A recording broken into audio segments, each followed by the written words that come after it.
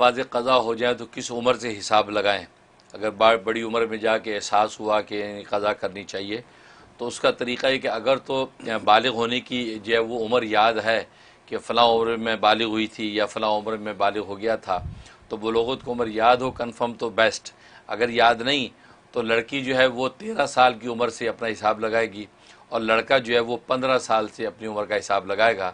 तो 13 साल से जो है वो खातून हिसाब लगाएगी 13 साल से आज मैं 40 साल में नमाज़ पढ़ने लगी हूँ, 13 से 40 साल तक जितना डिफरेंस है अब इनकी मुझे क़ज़ाएँ करनी है।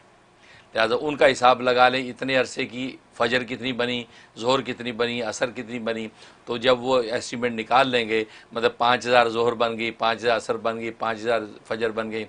अब जब आप क़ज़ा करने लगेंगी तो ये ज़हन में रखें कि वो 5000 जो क़ज़ा हुई हुई हैं उनमें से पहली फ़जर की नमाज़ अदा कर रही हूँ। इसी तरह ज़ोहर में आप नियत करेंगी कि वो 5000 जो क़ज़ा हुई हैं उसमें से पहली जो है ज़ोहर की नमाज़ अदा कर रही हूँ। तो इस तरीके से, क्योंकि ये एस्टिमेशन जो ज़रूरी है, एस्टिमेट अगर नहीं लगाया, ऐसी बस पढ़ते रहे हर एक नमाज के साथ क़ज़ाए उम्री, तो वो अदा नहीं होगी, ये याद रखें। इसलिए आपने अच्छा सवाल किया कि आप एस्टिमेट लगाएं।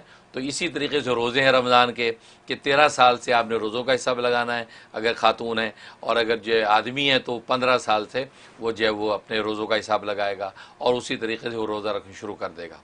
तो इसी तरीके से वो करेगा कि पहली की क़ज़ा करती हूँ, फिर दूसरी, फिर तीसरी, फिर चौथी, या ये नियत करके जो बाकी बच गई हैं उनमें से पहली की क़ज़ा कर रही हूँ, जो बाकी बच गई उसमें से पहली की क़ज़ा कर रही हूँ, दूसरी क़ज़ा कर रही हूँ। इस तरीके से आपने जो है वो पूरी जो है वो क़ज़ा उम्री की तरतीब मुकम्मल करनी है। तो अगर इस तरह नहीं किया तो फिर वो अदा नहीं होती, ये फ़ुक़हा का फ़तवा है। और फिर दूसरी बात, ये आसान तरीका अब ये भी है इसका, हर नमाज के साथ, अदाई नमाज के साथ एक क़ज़ाई नमाज पढ़ लें। फ़जर की नमाज़ आपने अदा की, उसके बाद एक फ़जर जो है क़ज़ा उम्री की पढ़ लिया करें। इसे ज़ोहर की नमाज़ पढ़ी, उसके बाद एक ज़ोहर की 4 फ़र्ज़ जो है वो क़ज़ा उम्री की पढ़ लें। तो 5 नमाज़ों के साथ 5 आपकी क़ज़ा उम्री होती रहेंगी। अगर खुदा न खास्ता जब अजल आ गई तो आप वसीयत कर जाएँ कि मेरी इतनी नमाज़ें बाकी हैं, लिहाजा उसका जो है फ़िदिया दे दिया जाए। तो आपके तरके में से जो है वो वरसा जो उसका फ़िदिया दे देंगे। एक नमाज का फ़िदिया उतना है जितना एक रोज़े का होता है। मतलब अमेरिका के अंदर $12 जो एक रोज़े का फ़िदिया है, तो एक नमाज का फ़िदिया $12 होगा। इस पाकिस्तान वगैरह के अंदर आप जब लगा दें एक रोज़े का कितना फ़िदिया है, उतना एक नमाज का फ़िदिया होगा। टोटल 6 नमाज़ें काउंट होंगी, क्योंकि वितर जो है वो भी वाजिब है, वो भी काउंट होगा। तो 6 नमाज़ों का फ़िदिया, इस तरीके से फ़िदिया जो फिर आपकी उसमें अदा कर दिया जाएगा।